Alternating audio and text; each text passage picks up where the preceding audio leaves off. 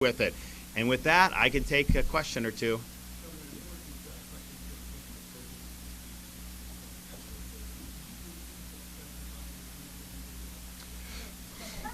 I've been asked that 100 different times. So, anyone have a question on the topic of the day? What I would say is this: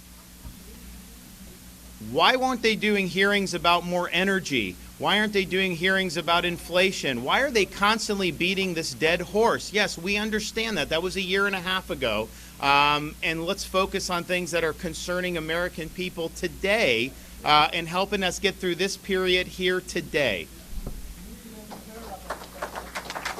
Well, I know. Well, but here's the thing. Yeah, I get, the D.C., New York media, they live in a bubble.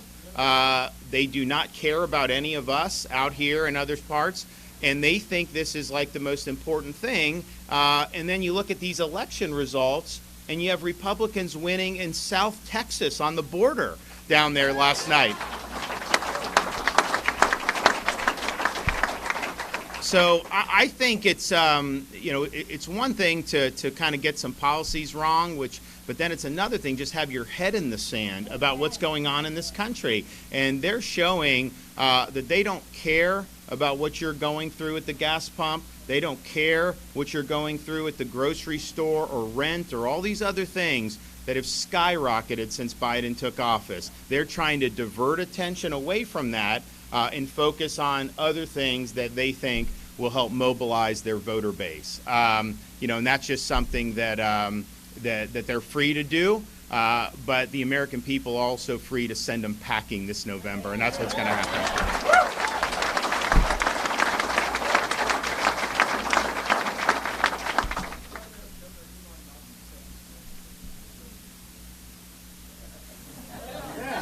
Elon Musk. So what I would say, I'm focused on 2022, but with Elon Musk, what I would say is, I welcome support from African Americans. What can I say?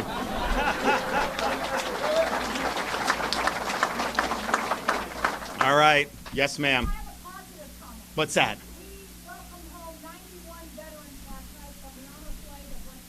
Oh, good.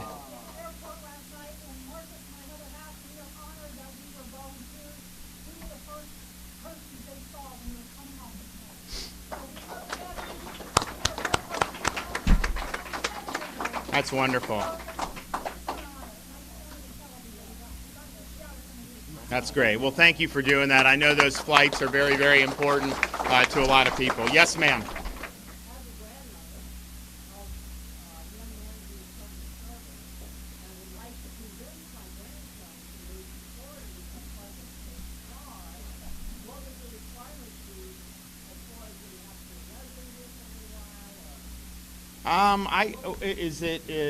I think you have to just establish residency, but I mean that's not that difficult to do. I mean in Florida, if you have a place here, you can do it.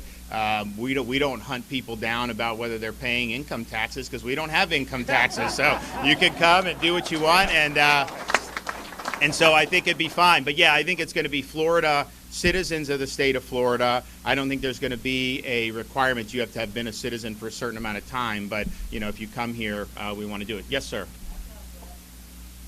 One of my questions is, or considerations for kind of an open-ended question, could you comment on, like you've done before, with the inculcation of our children with the ideology based in Marxism, going back to foundational principles that could be passed on as a mission, that I see as a possible bridge?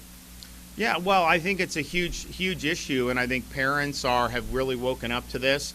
And I can tell you, I have young kids, 5, 4, and 2, so my wife and I are very, very sensitive. But we create a school system, and with your tax dollars, and the purpose of that needs to be to educate our kids, not to indoctrinate them with ideology. And that means that parents have a fundamental role when it comes to directing the education and the upbringing of their kids. Now, that is under debate in our society right now. You have some people that say, parents shouldn't be involved and that they should kind of butt out, that they don't know what they're doing. And first of all, I can tell you this, you talk to most teachers if you ask them, do you want your students' parents involved or not, almost all of them will say they want them involved, because the student is going to perform better when the parents take an interest in what's going on. And the parents are neglectful, those are the harder cases in order to generate good performance amongst those students. And so the only people that don't want the parents involved are the people that think the parents are an impediment to their indoctrination efforts. And so in Florida, this is not up for debate. We are a parents' rights state, and we're happy about that.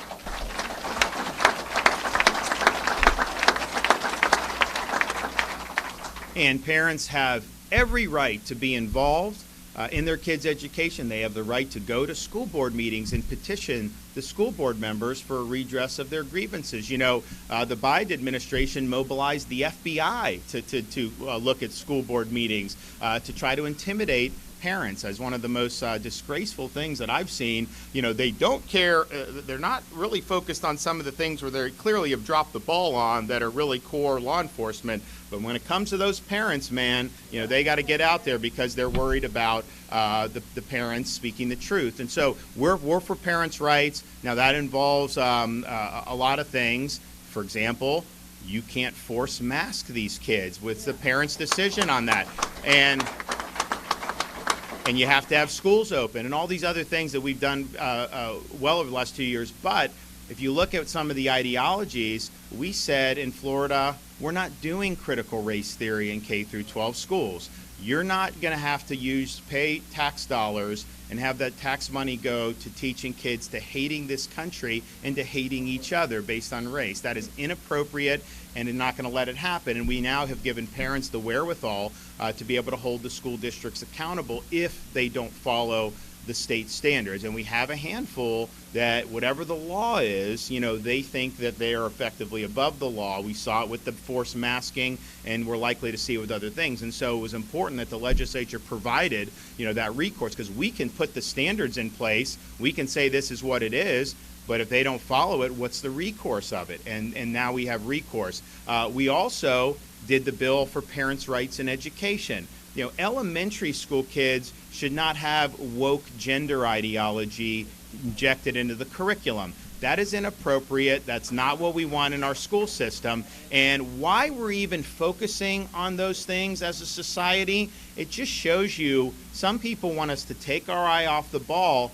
I think, particularly our elementary schools, their mission needs to be to teach reading and writing and math and science and history and learn about these things, and parents deserve that protection. How parents want to handle that, you know, is different, but it used to be something those are things that the parents would have discussions with. And I know a lot of parents, I mean, I look at my kids are so young, that's not even in the realm of possibility to be going into some of this stuff. And so there is a concerted effort around this country, though, to do that with the young kids. And so we had to stand up and say no. And you know what?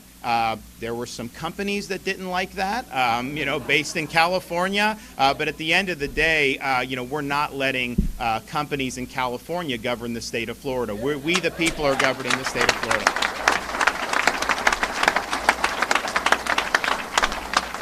But hold on. But within that, you know, it's fine to say, you know, we don't want, you know, this niche ideology of like critical race theory. No one would have thought that would have been something that would have been appropriate for K-12 schools. Even 5 years ago, that would have been.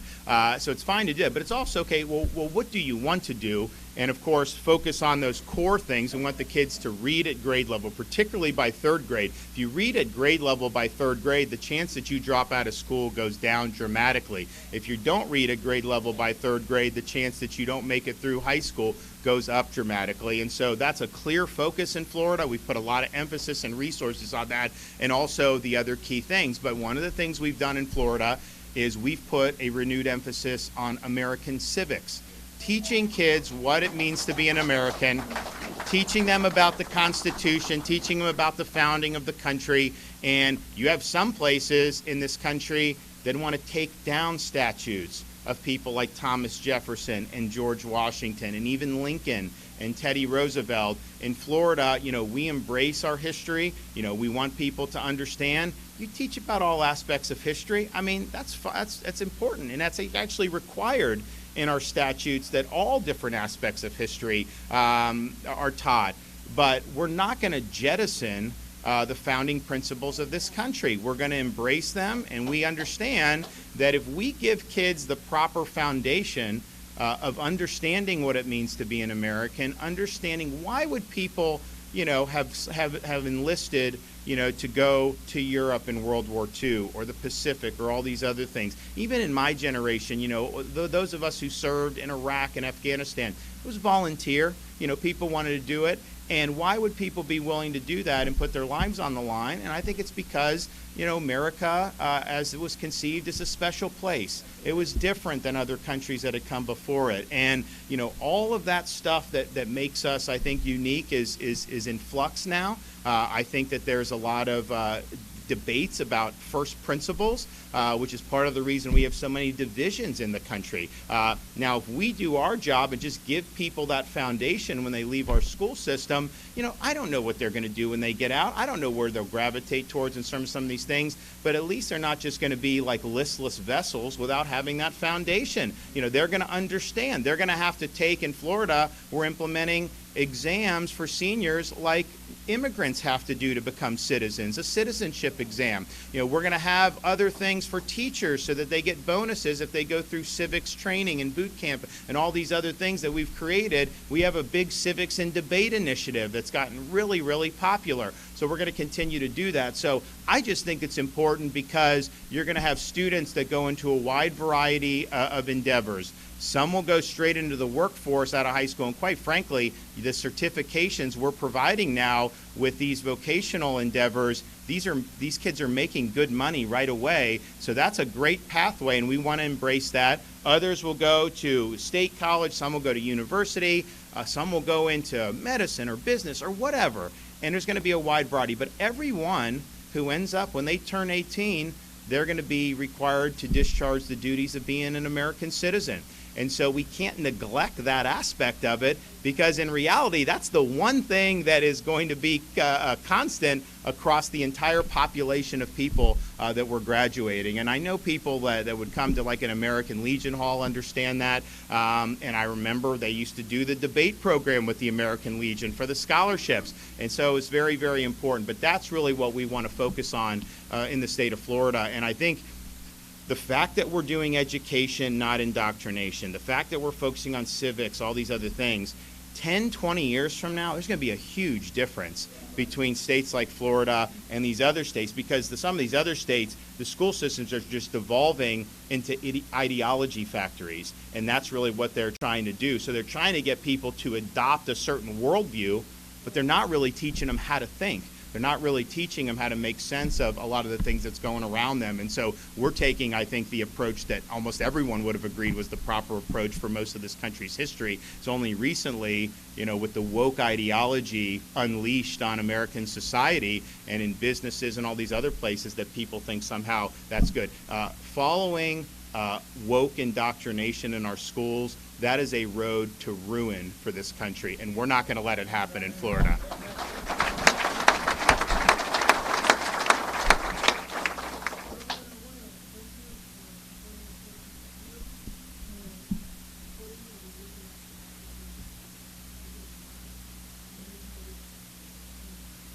Yeah, no, we're happy to do it, and at the end of the day, what we've done has helped keep our community safer. The fact of the matter is, if we had embraced a lot of what was happening over the last few years, if we had attacked law enforcement, cut budgets and all that stuff, you would have had way more crime. That's just the reality. And it would have ended up spiraling out of control like it is in so many of these parts of the country. And so these things really do matter. It matters to be able to support folks who are wearing the uniform. It matters that you hold offenders accountable and actually put them in prison when they do things, and not just release them back on the street so they can victimize other people. So we've been right on that. We're going to continue to be right on that. But it's not just a kind of an esoteric debate. I mean, how those policies shake out have the impact about whether people feel safe in their communities or not. And they talk about people moving to Florida. And I've always said, like some governors like begging people to come to their state. Like, I'm happy with who we have. I'm not asking anyone to come.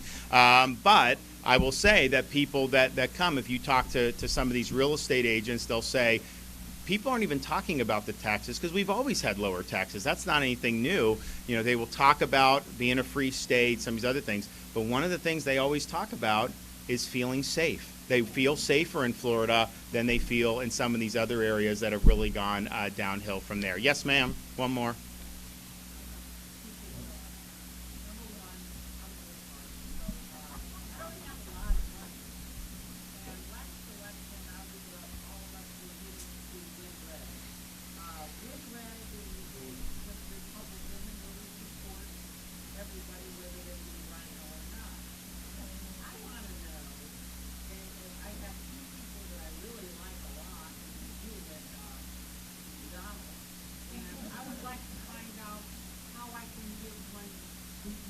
Right. Well, look, I mean, this is an official announcement, so but I would just say that you do have individual candidates have websites and stuff, and you can do that. You don't have to do it through a central party thing. Yep.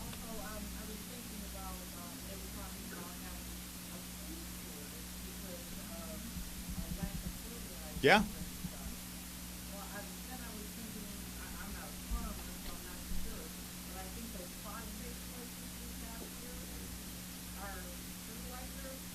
That's right. So maybe something could be done that is not exported?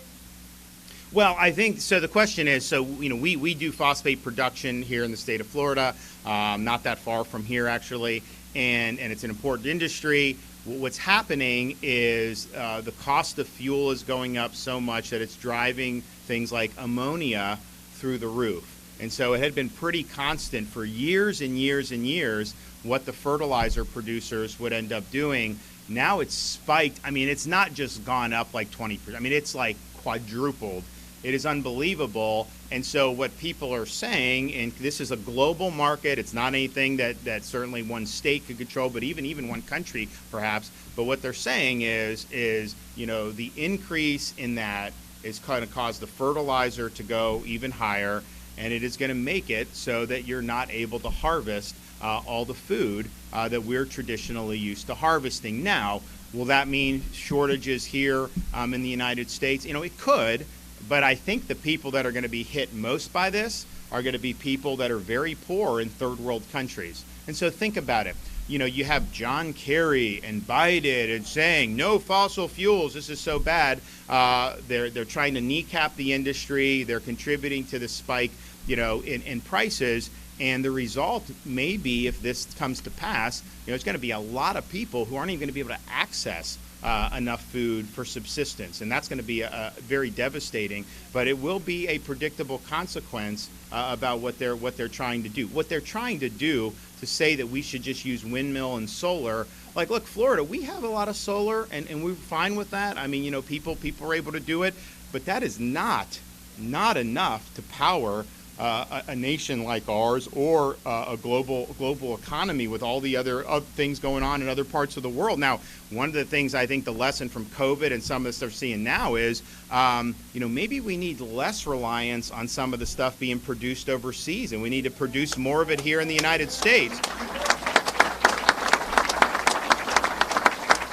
But be that as it may, the reality is that, you know, this stuff's coming from all over the world that go into this, and you're seeing some disruption. So, look, I don't want to be alarmist about it, but I mean, you talk to people that know, and people are very concerned about what could happen going into the future, and some of it will obviously impact us. I mean, as much as, like, you know, COVID, there was some stuff. I mean, there was no toilet paper, some of the stuff, whatever. Now Biden, they really screwed up with that baby formula plant that they shut down and just kind of let it sit there without it. So that's caused this big baby formula shortage, which has been really difficult for a lot of mothers. I mean, like, you know, we have young kids, so we are very sensitive, my wife and I, but, you know, when babies are crying and they're hungry, and, like, you know, not every woman can breastfeed, so it is something that's really, really significant. It causes a lot of stress if you don't have that in the house. So that's been a disaster.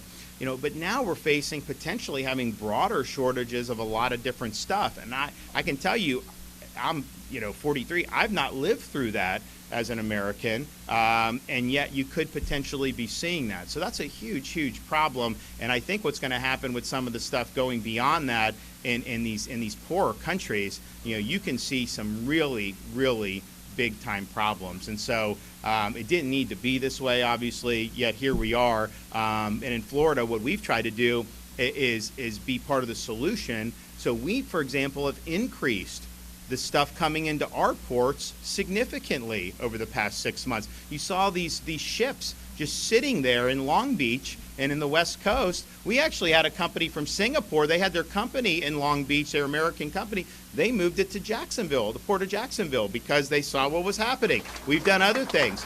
So okay, that's my hook. I wish I could say that's my hook. I got to stay on schedule, but we will be back soon to Pinellas County, and Madeira Beach is a phenomenal place. I'll tell you, you could do so much worse if you're coming to visit and you want a beautiful place to be. So thank you all. God bless. Yep.